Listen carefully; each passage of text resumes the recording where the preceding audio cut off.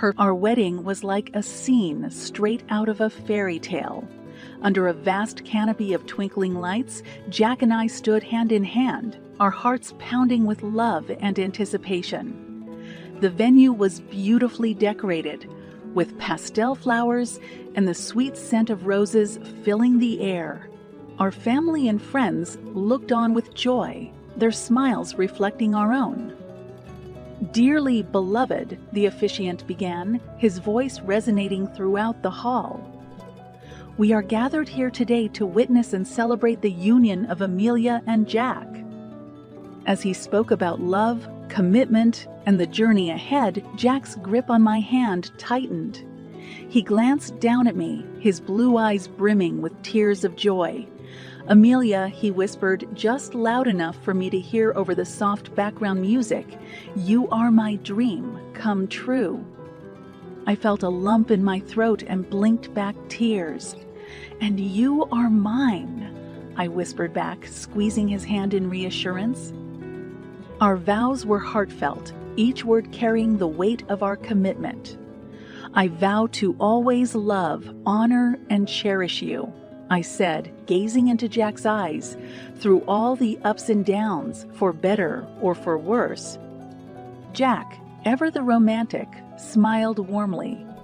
"Amelia, I promise to stand by your side, to be your rock, your partner in every adventure, and to love you more with each passing day." The moment we were pronounced husband and wife felt surreal. The applause, the joyous laughter, the clinking of glasses, it all blended into a harmonious background as we shared our first kiss as a married couple. The reception was a whirlwind of emotions. From our first dance to the touching speeches given by our closest friends and family, every moment was a testament to the love and bond we shared. Here's to Amelia and Jack. My best friend, Clara, raised a toast. "May your life be filled with endless love, laughter, and countless memories." The night ended with us dancing under the stars, our silhouettes illuminated by the soft glow of the fairy lights. We were on top of the world, with nothing but hope and dreams for the future. The elation from our wedding carried us through our first year together. As the months flew by, we became engrossed in planning our next big step, buying our first home. The weekends were filled with house viewings, each one a potential canvas for our shared dreams, I remember the day we found the one. It was a beautiful 2-story cottage-style house with a white picket fence surrounded by blooming rose bushes and nestled in a quiet neighborhood. The moment we stepped inside, we could envision our lives playing out within its walls. "Can you imagine us here, Amelia?" Jack asked, excitement evident in his voice as he walked into the sunlit living room, the wooden floors echoing under his footsteps. I smiled, picturing us cozying up by the fireplace. "It's perfect, Jack. I can already see us hosting dinners in the dining room and maybe, just maybe, setting up a nursery upstairs." Jack wrapped an arm around me, pulling me close. "Every dream we've ever had can come true in this place." The following weeks were a blur of paperwork and packing.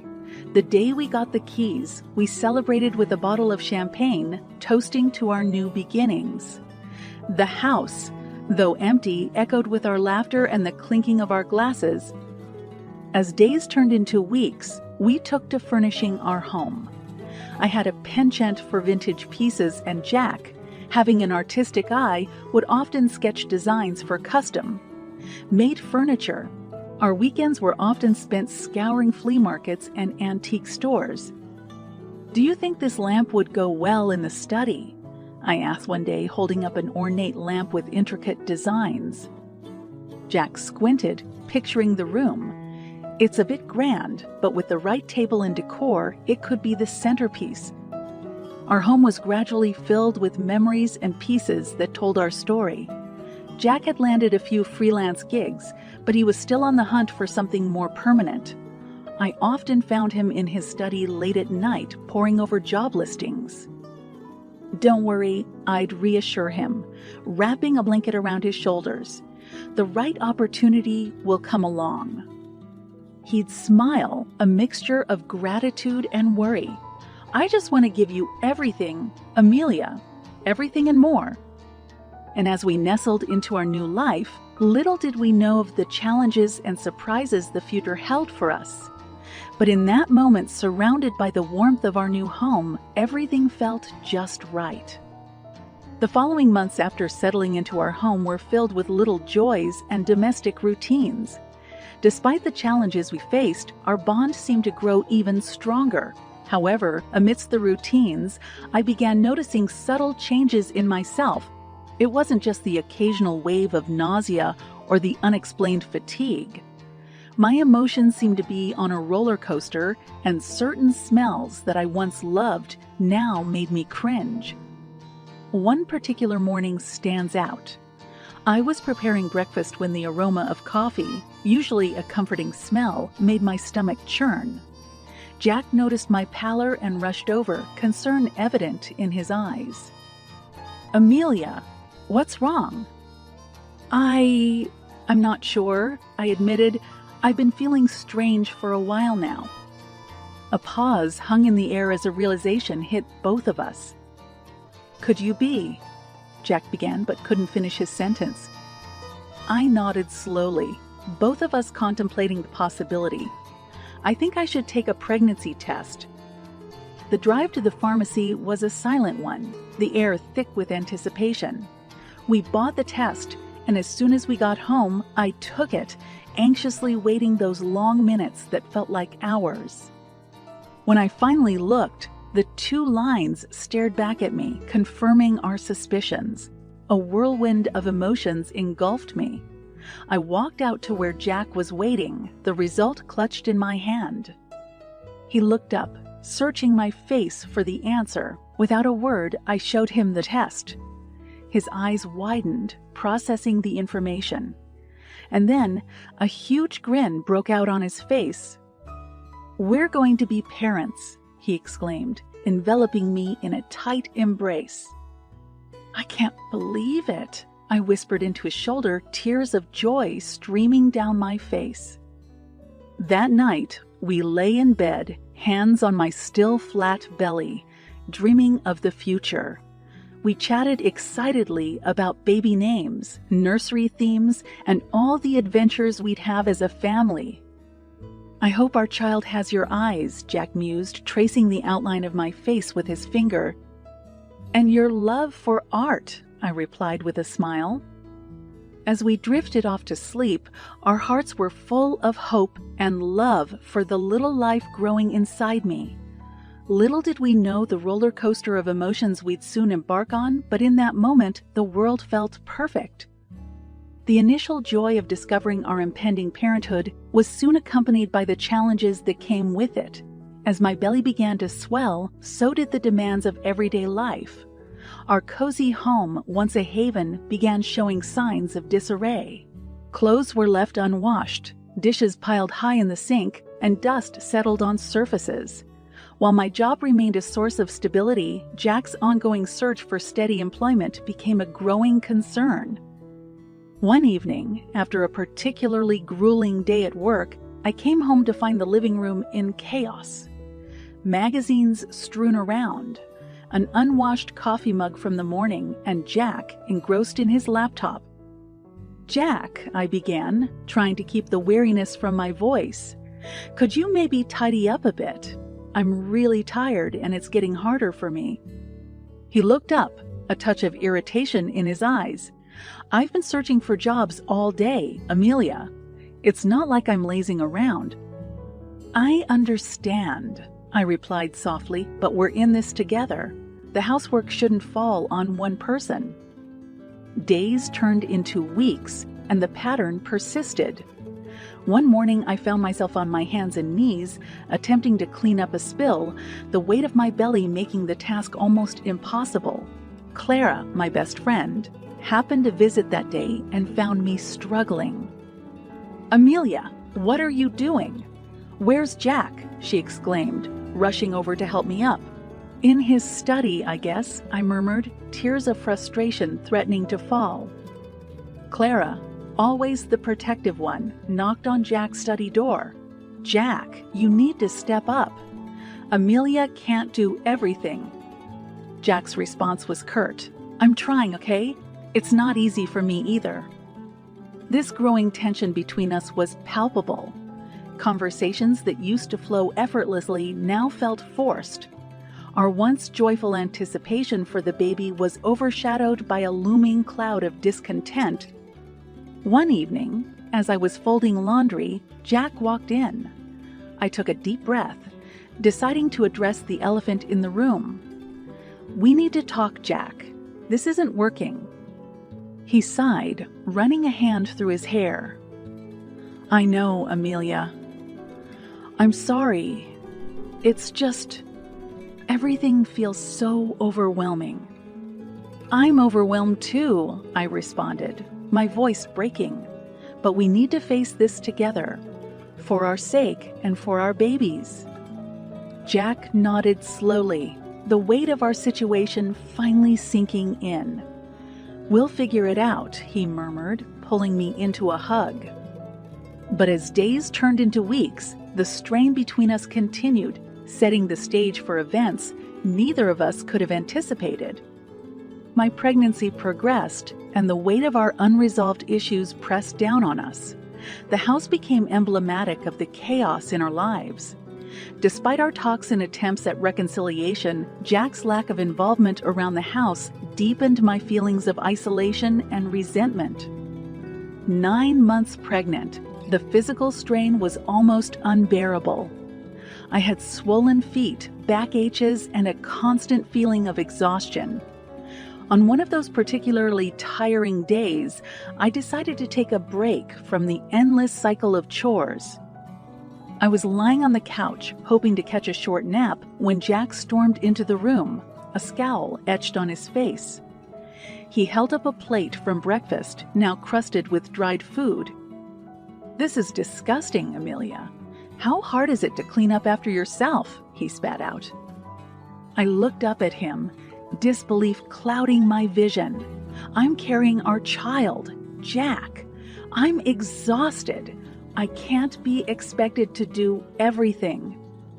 "You always have an excuse, don't you?" he shot back, his voice cold. Tears welled in my eyes as the weight of months of strain and fatigue crashed down on me. "I'm doing my best, Jack, but I can't do it all. You need to help." He scoffed. "You act like you're the only one who's tired. You're always resting, always lying down. You don't even know how to maintain our home properly." I could feel my blood boiling. "I'm at my limit, Jack. I can't take this anymore." Jack's face darkened. "Maybe I made a mistake thinking you could handle this. Maybe I'd be better off without you. If you won't clean, then maybe we should just divorce." My heart raced. "Is that what you want, Jack?" I whispered, tears streaming down my face. Before I could react, he stepped closer, anger evident in his stance. What happened next would change our lives forever, and the world as I knew it would shatter in an instant. It was the breaking point of our relationship, a moment that would redefine our futures. And as the dust settled, I found myself facing a reality I had never imagined. The pain was immediate, a sharp and intense sensation that left me gasping for breath. I doubled over, clutching my stomach, unable to comprehend what had just happened. Jack's enraged face turned to one of horror as he realized the gravity of his actions. "Amelia, he stammered, taking a step back. But words failed me. The only sound filling the room was my ragged breathing and the distant ticking of the clock. Panic set in, and I felt dizzy. Collapsing on the floor, I tried to process the events, but the pain was too overwhelming. Jack, finally snapping back to reality, called an ambulance. I could hear his voice, shaky and filled with regret, explaining the situation to the dispatcher. The ride to the hospital was a blur, with medical professionals rushing around me, their voices a distant echo. All I could think about was the life inside me. My baby, our child. Hours passed, and the initial chaos subsided. I found myself lying on a hospital bed, a heart monitor beeping softly beside me. A doctor entered the room, her face a mask of professional concern.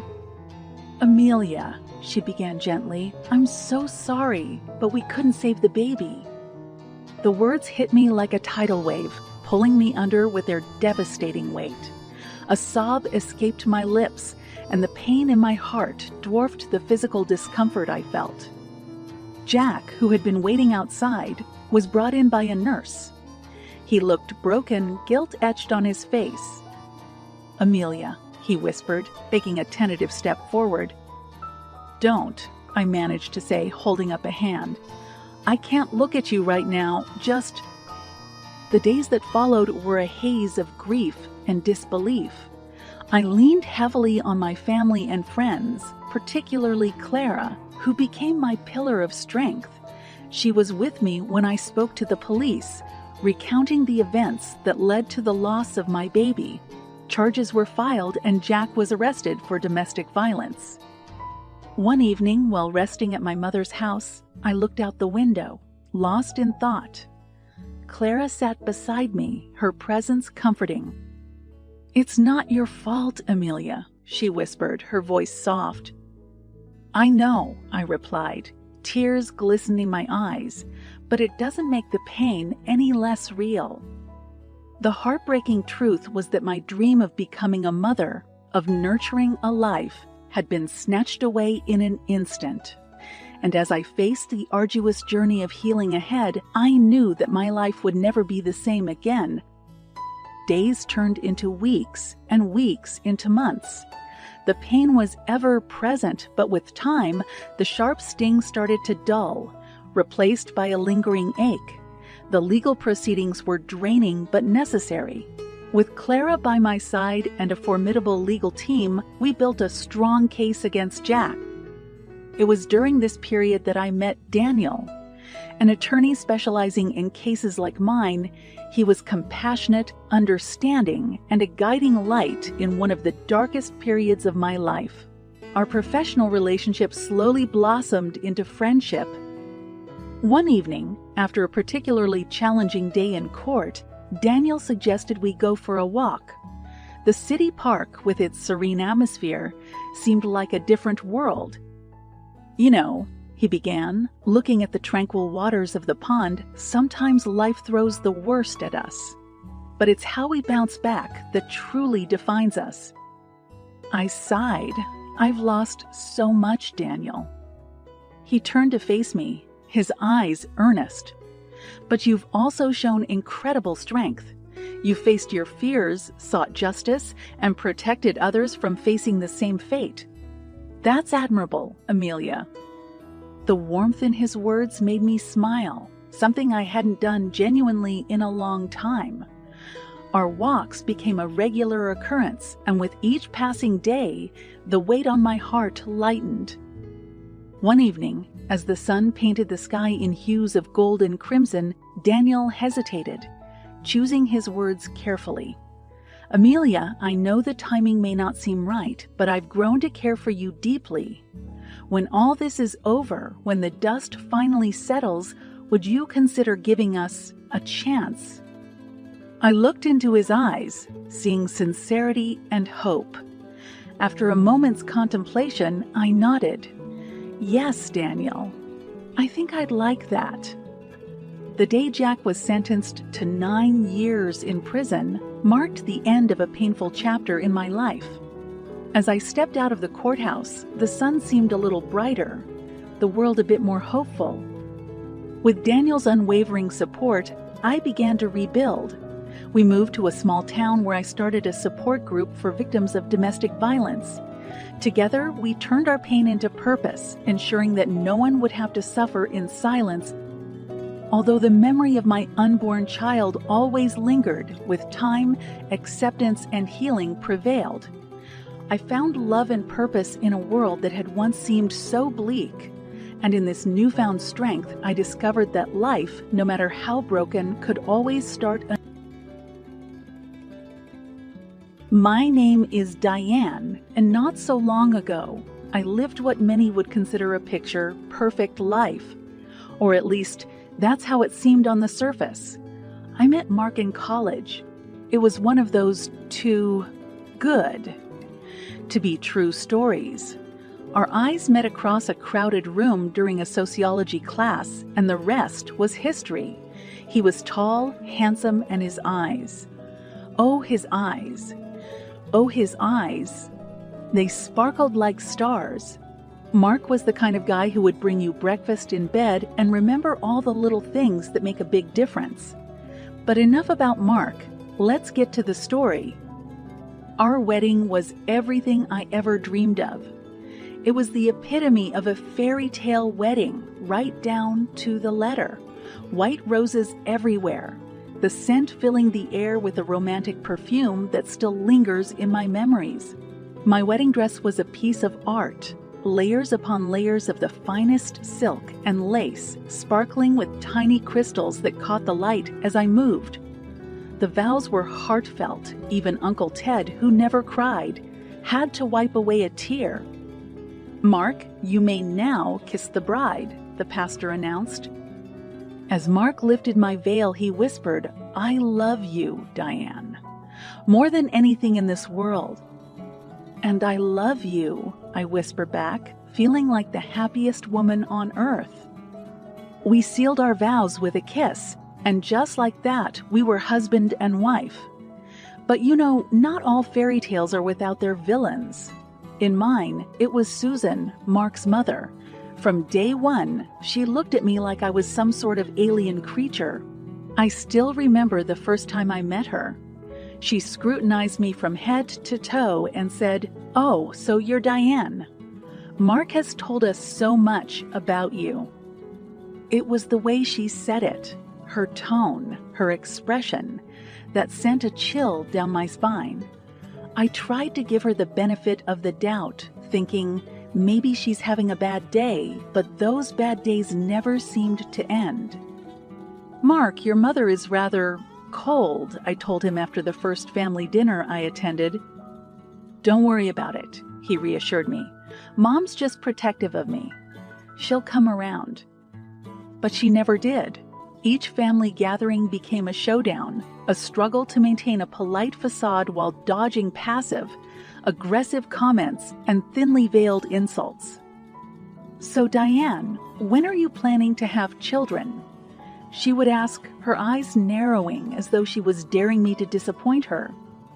"Oh, we're taking it one step at a time, Susan," I would reply, forcing a smile. Mark would give my hand a squeeze under the table as if saying, "I know, just bear with it." And I did, because that's what you do for love, right? You endure, you tolerate, and you hope for the better. Mark was my rock, my refuge from Susan's hostility. "Don't let her get to you," he'd say, and I'd nod, wrapping my arms around him, feeling safe and loved.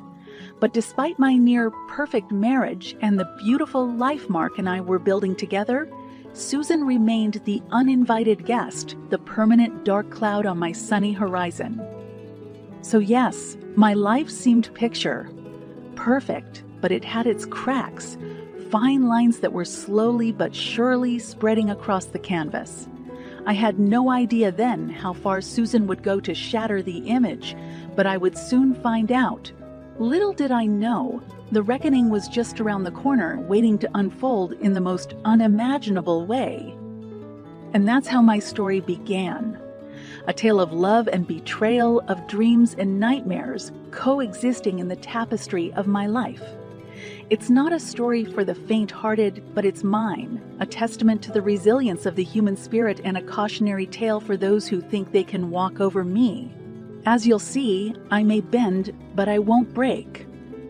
A few years glided by after our fairy tale wedding, and Mark and I were still as enamored with each other as ever. If love was a house, then we were its architects, building each room with care, decorating it with shared memories and fortifying it with trust. Finally, the time came to turn this metaphorical house into a reality. We bought our first home in a quaint suburb, far enough from the hustle and bustle of the city, yet close enough to not feel isolated. It was a charming little house with a white picket fence that seemed straight out of a movie and a garden that promised to bloom into a sanctuary of peace and beauty. I fell in love with it the moment I laid eyes on it. "Do you like it?" Mark asked as we stood in front of our new home for the first time. "Like it? I absolutely love it," I responded, tears of joy brimming in my eyes. "It's perfect, just like us." He smiled that heart, melting smile of his, and hugged me tight. "Then it's settled. This is where we're going to build our life together, away from anyone or anything that would spoil it." In that embrace, I felt the invisible strings of our love pulling us closer, weaving a cocoon around us. But even the most lovingly spun cocoons have their vulnerabilities, and ours was no different. The flaw in our tapestry, as always, was Susan. Of course, she had to inspect the house. The day she came over, I could feel the tension the moment she walked through the door. It was like a storm cloud had entered, darkening the bright spaces of our home. "It's cozy," she said, looking around with a skeptical eye. "I expected something." I clenched my teeth, forcing a smile. "We love it, Susan. It's our first home, and it's just perfect for us." "Is it really, though?" she retorted. "It's so far away from family, from Mark's job, from—" "Mom, enough," Mark interrupted, sensing the tension. "Diane and I chose this place together. We're happy with it, and that's what matters." She sighed dramatically, her eyes darting between Mark and me. "Well, as long as you're happy," she said, emphasizing the "yours if questioning our collective judgment." After her inspection, more like inquisition, we breathed a sigh of relief as the front door closed behind her. We didn't speak about it, but we both knew that Susan was the ominous cloud that refused to drift away from our sunny sky.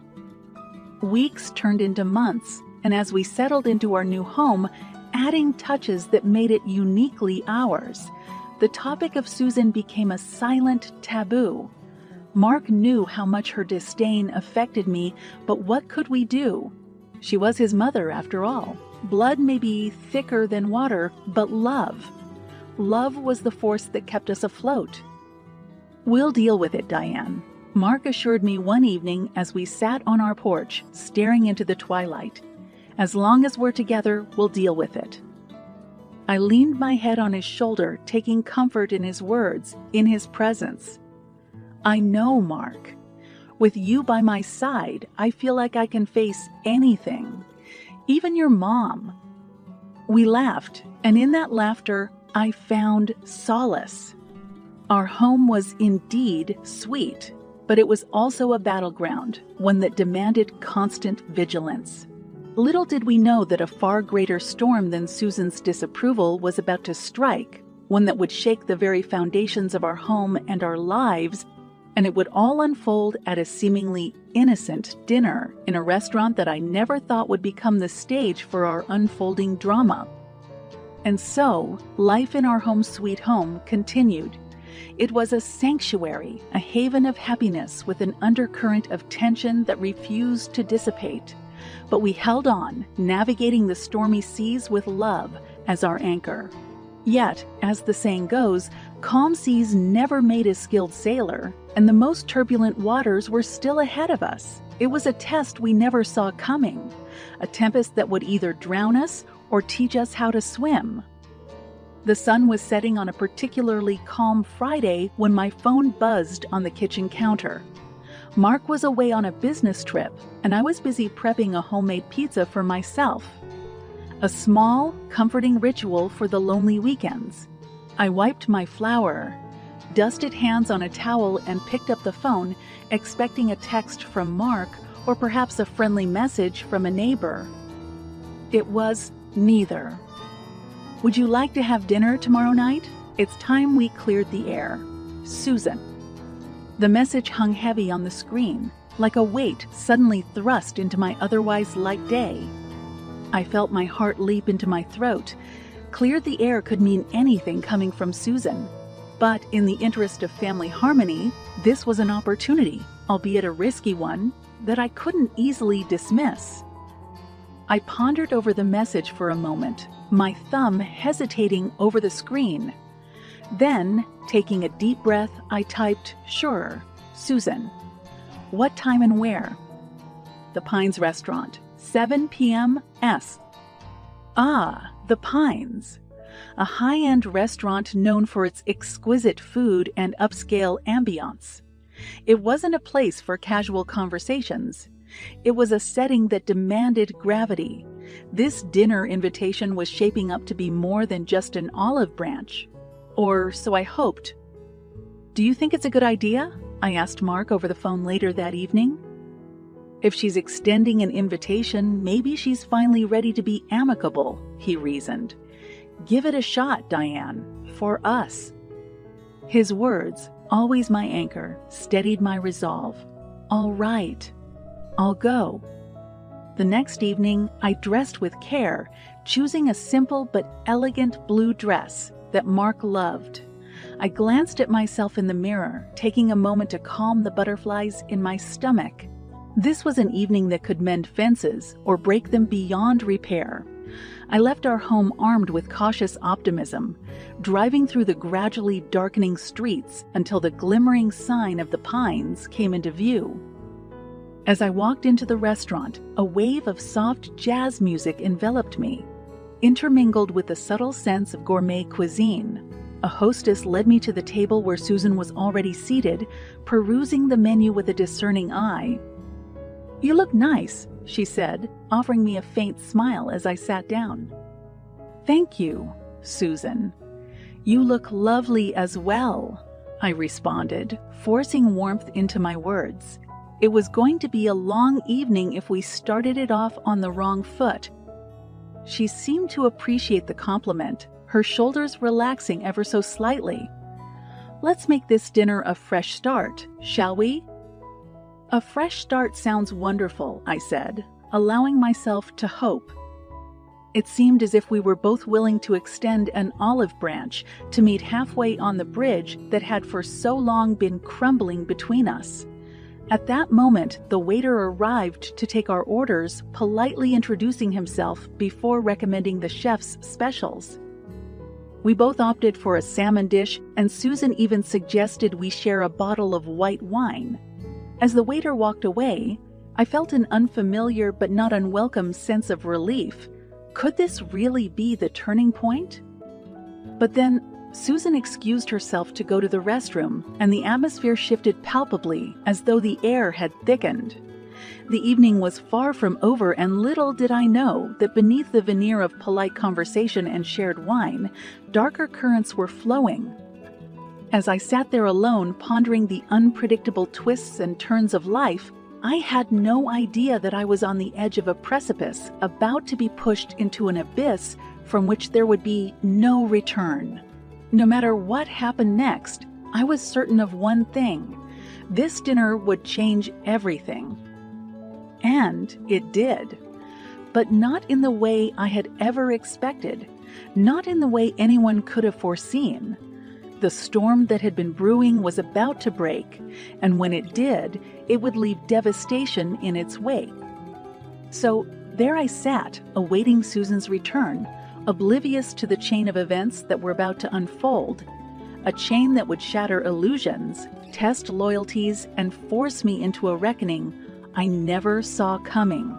Susan returned from the restroom, her face smoothed back into its public facade of civility. Did I miss anything? "No, just enjoying the ambience," I said, putting my phone back in my purse. I'd been scrolling through social media, seeking a distraction from the uneasy anticipation. The waiter returned, this time with our bottle of white wine and 2 glasses. With practiced flair, he popped the cork and poured a small amount into Susan's glass for her to taste. After a nod of approval from her, he filled both our glasses. "So, Diane, Mark tells me you two are thinking of starting a family soon," Susan initiated, surprising me with a topic that was more personal than our usual weather and health chat. "Yes, we've been discussing it. We're excited about the possibility," I replied cautiously, curious about where she was leading the conversation. "I only want what's best for Mark," she said, staring into her wine glass before taking a sip. "He deserves the kind of happiness that only a loving family can bring." "So do I, Susan. We both want the same happiness," I said, hoping this was our breakthrough moment. Could she finally be acknowledging me as part of her family, as part of Mark's future happiness? Before Susan could reply, another man approached our table. He was elegantly dressed and had the confident posture of someone in charge. "Good evening, ladies. I hope everything is to your satisfaction. I'm Robert, the owner of the Pines." "Everything is lovely, thank you," Susan said. Robert's eyes shifted to me, and his professional demeanor transformed into a warm smile. "Hi, daughter." "Hi, Daddy," I replied, my own smile tinged with the comfort of familial love yet apprehensive about Susan's reaction. Susan's eyes widened. The wine glass paused in midair. "Your father owns this place." "Yes, he does," I said, watching her digest this new piece of information. "But why didn't you ever tell Mark?" Susan queried, her tone a mixture of astonishment and suspicion. "It never really came up. I didn't want anyone to treat me differently because of it," I responded. "Besides, Mark loves me for who I am, not for what my family owns." Robert sensed the tension and decided to exit the conversation gracefully. "Well, if you ladies need anything else, feel free to call on me. Have a great evening." With that, he moved away, leaving Susan and me in a newfound awkwardness that hung heavier than before. Just when I was about to break the silence, Robert reappeared, this time looking graver than I had ever seen him. "Susan, I'd suggest you don't move from your seat. The police are on their way." Confused, I looked at him and then at Susan. "Police? What's going on?" It appears Robert's eyes bore into Susan that a large sum of money was offered to one of our waitstaff in exchange for adding something. "Lethal to your dish, Diane." My heart sank, my mind unable to wrap around what I was hearing. "You tried to poison me." I looked at Susan, my eyes searching for an explanation, for some sign that this was all a sick joke.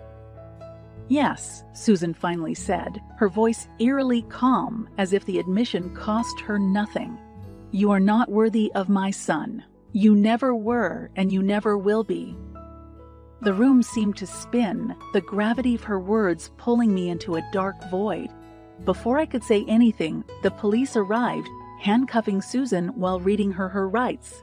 Her gaze met mine as they led her away, and in that moment, I realized that the woman who had tormented me for years, who had belittled and judged me, had never seen me at all. With her arrest, my eyes were now open to a horrifying reality, that under the cloak of familial ties, there had lurked a monster capable of unimaginable malice. But even as the weight of this reality bore down on me, a new resolve ignited within. I would not let Susan's darkness snuff out my light. It was time for justice to be served, not just for me, but for Mark, for the life we had built and the future that awaited us. And as I picked up my phone to call my husband and tell him everything, I knew that whatever lay ahead, we would face it together. Because love, in all its beauty and complexity, was stronger than any poison. The days that followed Susan's arrest were a blur of legal appointments, frantic phone calls, and sleepless nights. When Mark returned from his business trip, the homecoming was devoid of the joy we usually shared. Instead, the air was thick with unanswered questions and a grim reality neither of us had ever anticipated. We sat in our living room the evening of his return, sipping tea more out of habit than desire. The warmth of the brew did little to stave off the chill that had settled between us. "Are you okay?" Mark finally broke the silence, his eyes searching mine for some semblance of the woman he'd married. "Do I look okay?" I snapped before softening my tone. "I'm sorry. I didn't mean to. It's just hard, you know." "I can't even begin to imagine," Mark sighed, putting his cup down. "My own mother. I just don't understand." "And you think I do?" My voice trembled as I confronted the sheer magnitude of Susan's betrayal. This is a woman who sat across from me at a dinner table, discussing future grandchildren, all while plotting to kill me. "I don't know what to say, Diane. I never thought. I mean, who could think their own mother could do something so horrific?" Mark grappled with the words, his voice tinged with a desperation I'd never heard before. "We need to see this through, Mark.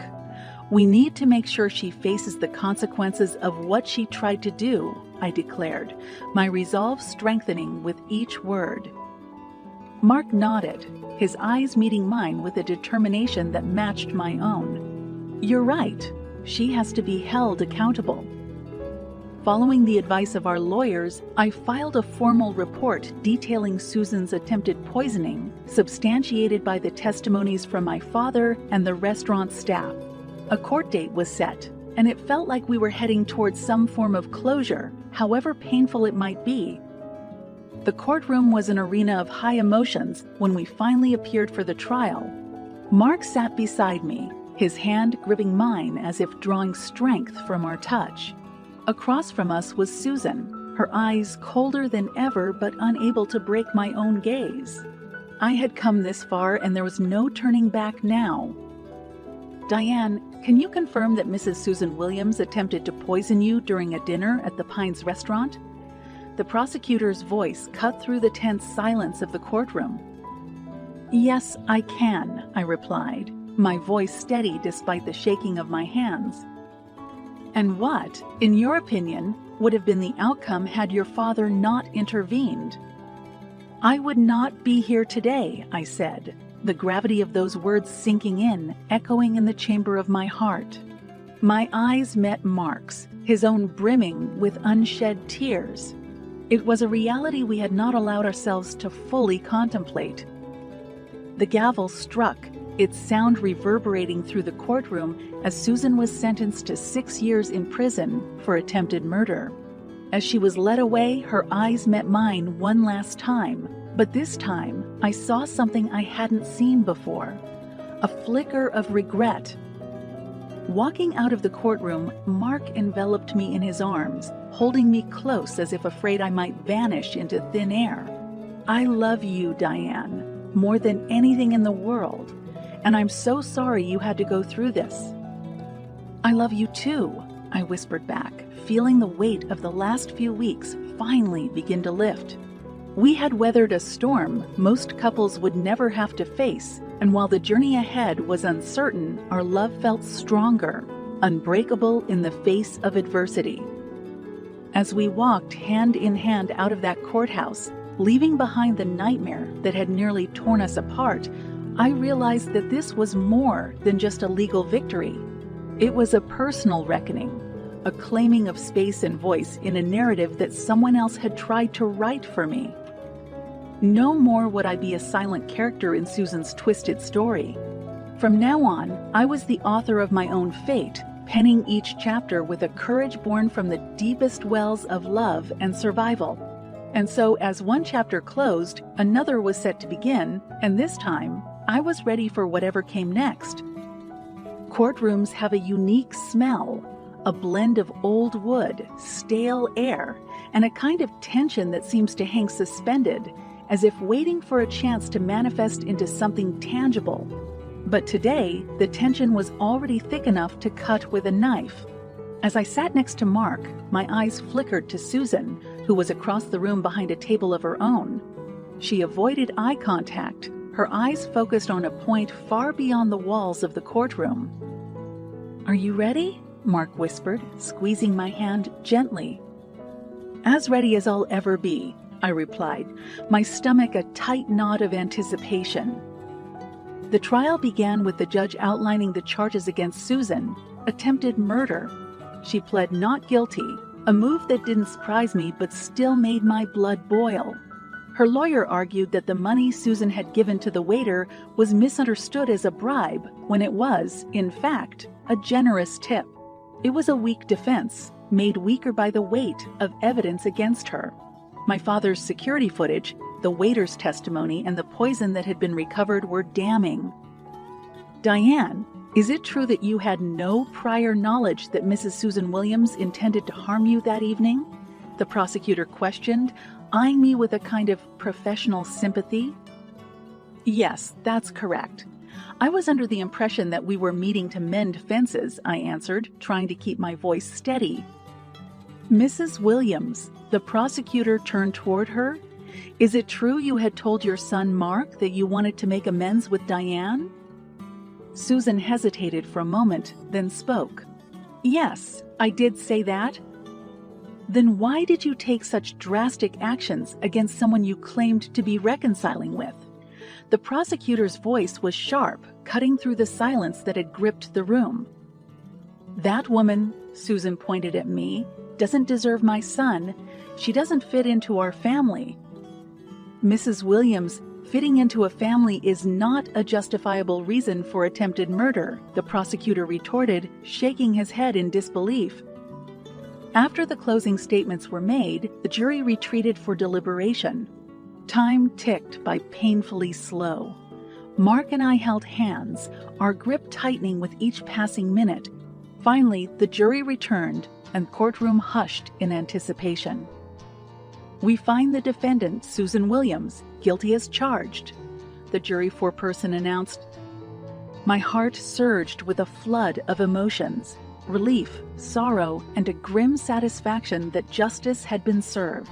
As the judge sentenced Susan to 6 years in prison, her face turned ashen, and for the first time, I saw a glimmer of realization in her eyes, a sudden awareness of the gravity of her actions. Outside the courtroom, reporters swarmed, cameras flashing, microphones shoved in our faces, but Mark shielded me as we made our way through the throng. Once we were in the car, he turned to me, his eyes searching mine. "You okay?" he asked, the weight of the day's events etched into every line on his face. "I'm still trying to process it all," I admitted. "But yes, I think I will be." "Diane, I'm so sorry that my own mother—" "Mark, this isn't your fault. You're not responsible for her actions," I cut him off, placing a hand on his cheek.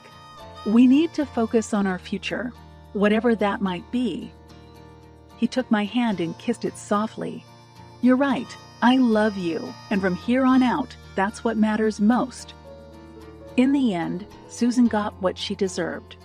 As for me, I emerged from this ordeal a different person, stronger, wiser, and painfully aware of the depths of human treachery, but also of the resilience of the human spirit. I had survived Susan's toxic hatred, and although it was a chapter of my life I'd rather forget, it was also one that had shaped me, that had fortified my relationship with Mark and my resolve to live life on my